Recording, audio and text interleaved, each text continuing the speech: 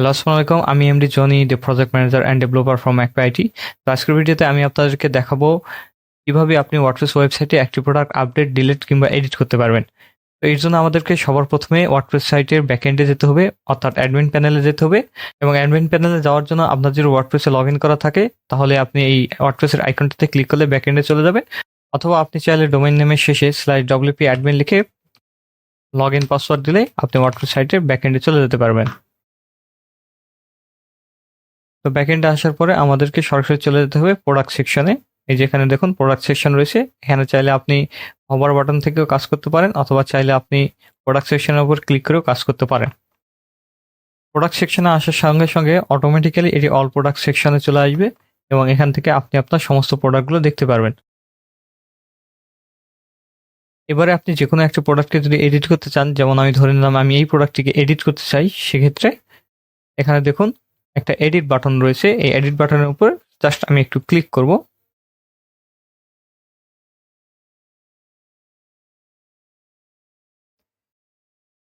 দেখুন product listing করার সময় যেরকম পেজ আছে ঠিক সেই রকম একটা পেজ চলে আসছে। আমি এখন এখানে যে সমস্ত চেঞ্জ করব না কেন, এই সমস্ত চেঞ্জ করার পরে ডান পাশে এই পাবলিশ সেকশনের যে আপডেট বাটনটা রয়েছে, এখানে ক্লিক করলেই প্রোডাক্টটি আপডেট হয়ে যাবে। তো চলুন আমরা এই টাইটেলটা একটু চেঞ্জ করে দেখাই।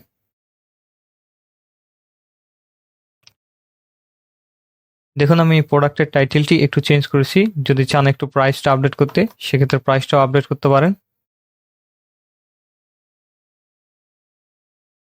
অথবা আপনি অন্যান্য যে কোনো চেঞ্জেস করতে পারেন, ক্যাটাগরি চেঞ্জেস করতে পারেন, ইমেজ চেঞ্জ করতে পারেন। এখান থেকে এখানে দেখুন ডাইরেক্ট ক্রস বাটনে ক্লিক করলে এখানে ইমেজটা রিমুভ হয়ে যাবে। আবার এখান থেকে অ্যাড বাটনে ক্লিক করলে নতুন করে ইমেজ অ্যাড করতে পারবেন। একইভাবে এখানে আপনি চাইলে মেইন ইমেজটাও চেঞ্জ করতে পারেন। তো এই সমস্ত কাজ করার পর আমরা জাস্ট এই পাবলিশ সেকশন থেকে আপডেট বাটনটিতে ক্লিক করে দেব।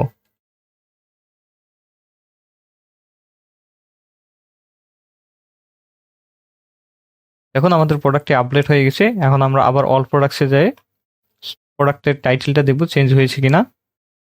দেখুন আমাদের প্রোডাক্টের টাইটেলটা কিন্তু চেঞ্জ হয়ে গিয়েছে, এমনকি প্রাইসটাও চেঞ্জ হয়ে গেছে। এমনইভাবে আপনি যদি চান যে স্টকটাকে চেঞ্জ করবেন, সেক্ষেত্রে স্টকটাও চেঞ্জ করতে পারেন। আমরা আবার এডিটে যাব এবং এখানে যে ইনভেন্টরি অপশন রয়েছে, এই ইনভেন্টরি অপশনে ক্লিক করলে এখান থেকে আপনি কোয়ান্টিটি সেকশন দেখতে পাচ্ছেন। এই কোয়ান্টিটিটাই হচ্ছে মূলত স্টক। এখান থেকে আপনি চাইলে এখন কোয়ান্টিটিটা বাড়ায় দিতে পারেন, অর্থাৎ স্টকটা বাড়ায় দিতে পারেন। আমি এখানে 200 কোয়ান্টিটি দিয়ে দিচ্ছি, অর্থাৎ 200টি স্টক রয়েছে এই প্রোডাক্টের, এবং পাবলিশ সেকশন থেকে আপডেট বাটনে ক্লিক করে দিচ্ছি।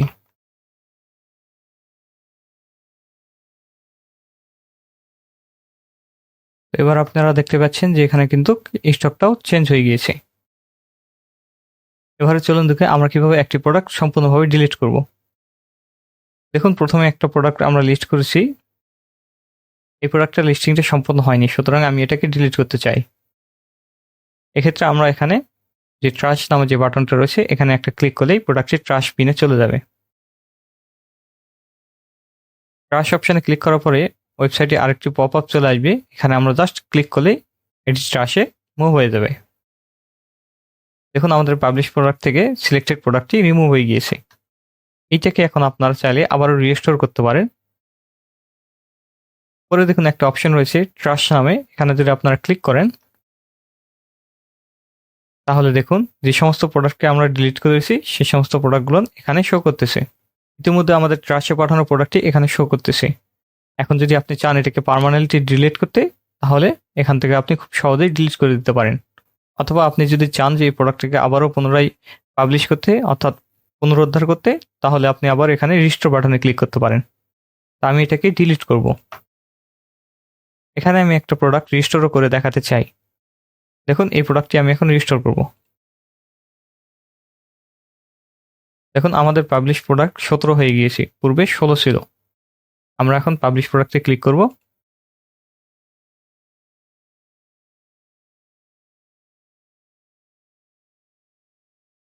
এখানে দেখুন একটু পূর্বে আমাদের রিস্টোর করা প্রোডাক্টটি এখানে শো করতেছে। তো এইভাবে মূলত আপনি ওয়ার্ডপ্রেস ওয়েবসাইটের প্রোডাক্ট আপডেট, এডিট, ডিলিট কিংবা রিস্টোর করতে পারেন। আজকের ভিডিওটি এই পর্যন্তই ছিল। ওয়েবসাইট রিলেটেড যে কোনো সার্ভিস কিংবা ওয়েবসাইট পেতে যোগাযোগ করতে পারেন macpyit.com। তো এতক্ষণ সাথে থাকার জন্য ধন্যবাদ। আমি MD Johnny, the project manager and developer from MacPyIT. আজকের মতন বিদায় নিচ্ছি। দেখা হবে পরবর্তী ভিডিওতে।